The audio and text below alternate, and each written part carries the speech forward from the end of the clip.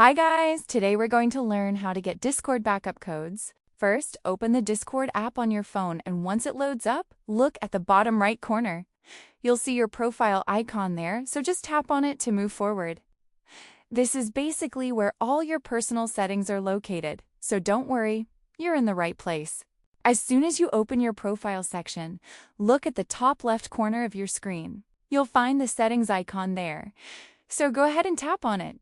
This will open all the important account settings, and honestly, everything we need is inside this section.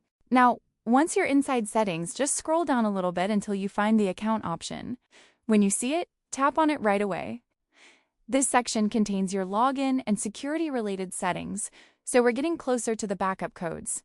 After opening the account section, you'll see different options related to how you sign into your account, like password and security settings. If you already have the Authenticator app enabled, you'll notice an option called View Backup Codes. Just tap on that, and your backup codes will appear. These codes are super useful if you ever lose access to your 2FA, so make sure to save them somewhere safe. Now, if you don't see the backup codes option like I don't have it here, don't worry at all.